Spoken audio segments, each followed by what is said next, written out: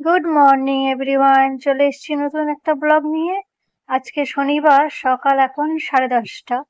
ঘুম থেকে উঠেছি, বাইরেটা দেখতেই পাচ্ছ, খুব সুন্দর আবহাওয়া। এখনো রোদ বার হয়নি। অন্য দিনের তুলনায় আজকে আবহাওয়াটা অনেকটা ঠান্ডা আছে। তো চলো, জলখাবার নিয়ে চলে এসেছি, সেটাই খেয়ে নেব। তো এখানে নিয়ে এসেছি একটা পরোটা, আর তার সঙ্গে 3টে খেজুর, 2টো কলা।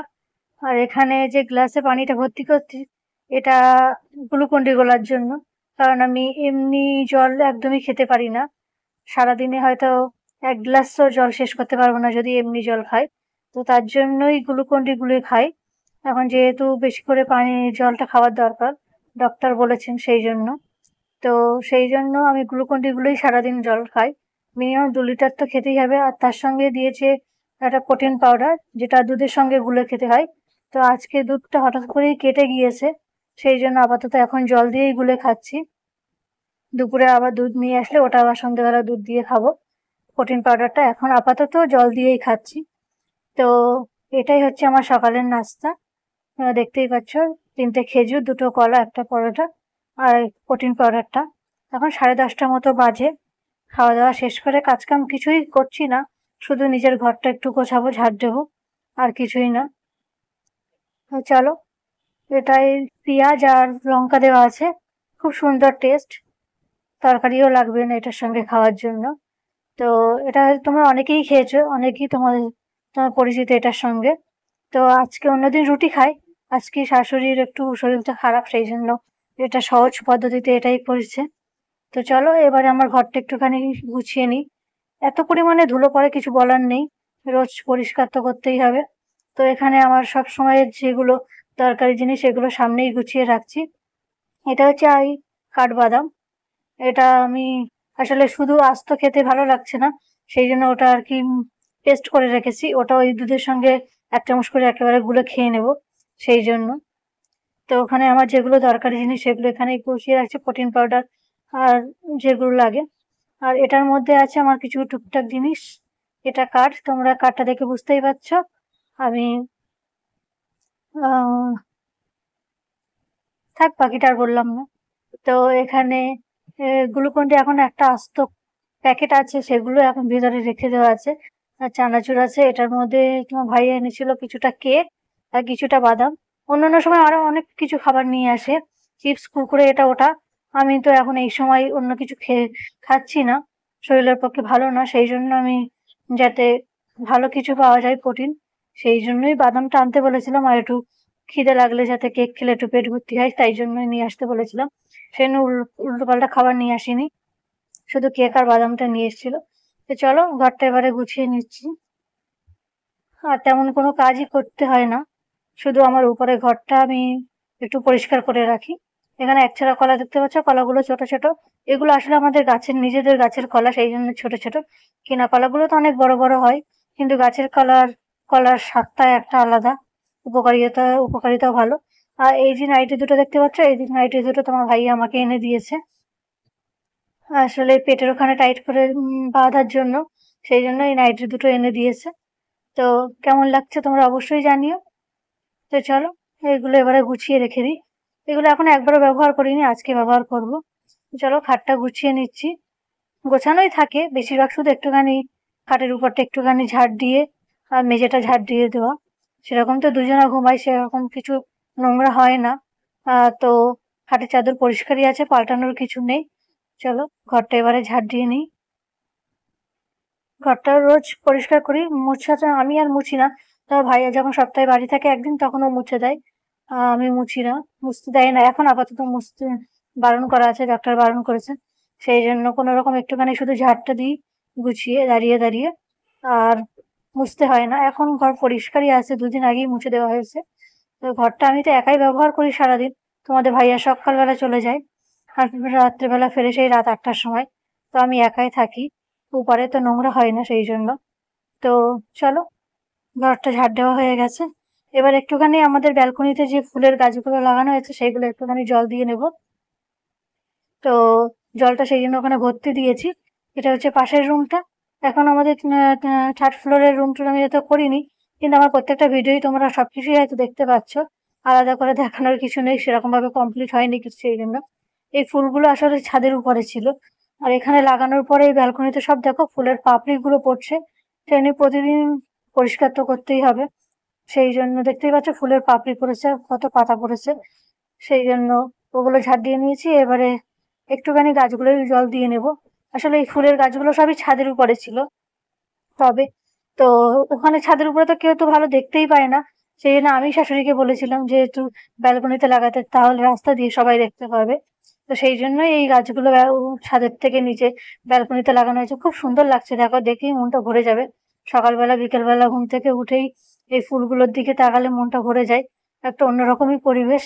এখনো সেইভাবে সেরকম আলাদা করে ফুল ভালো করে লাগানো হয়নি, এগুলো নানা আর কি ঘাস ফুল আর ওই নয়নতারা ফুল।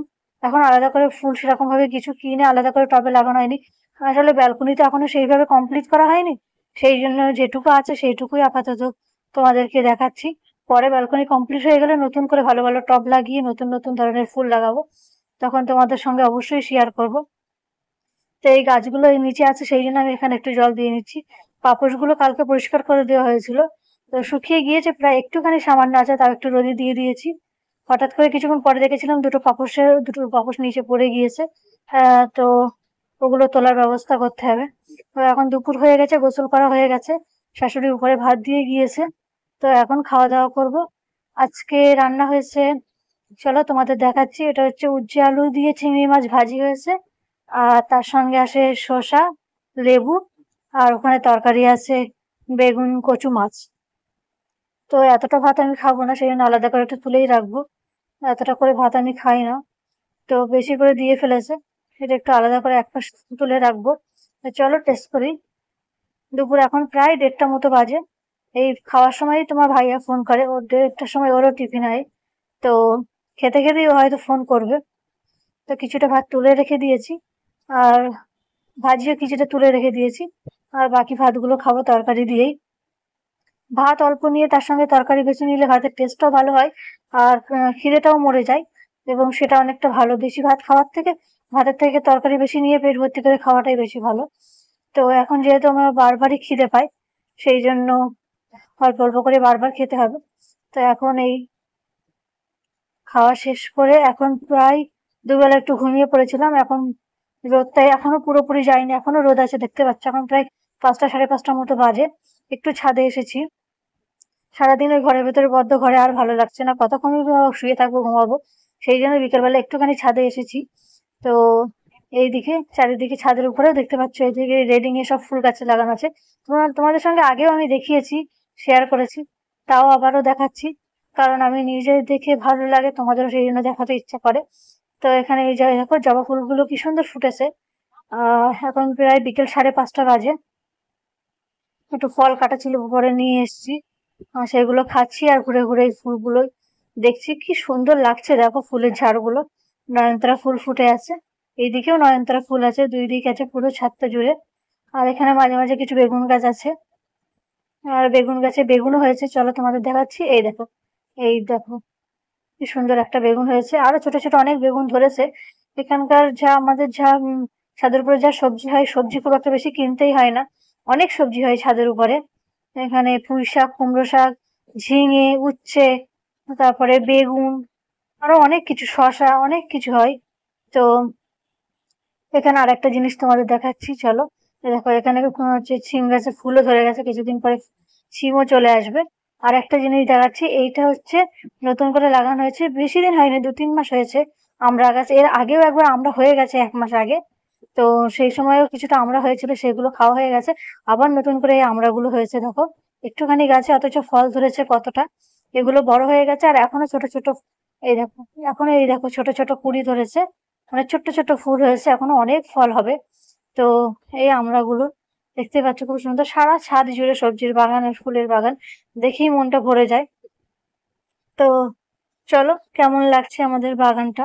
এটা হচ্ছে পেয়ারা গাছ, পেয়ারা গাছে ফুল ধরেছে, তোমরা দেখতেই পাচ্ছ, কিছুদিন পরে তো পেয়ারাও হবে। নিজেদের গাছে ছোট ছোট গাছে ফল হলে সেখান থেকে পাড়তে খুব ভালো লাগে।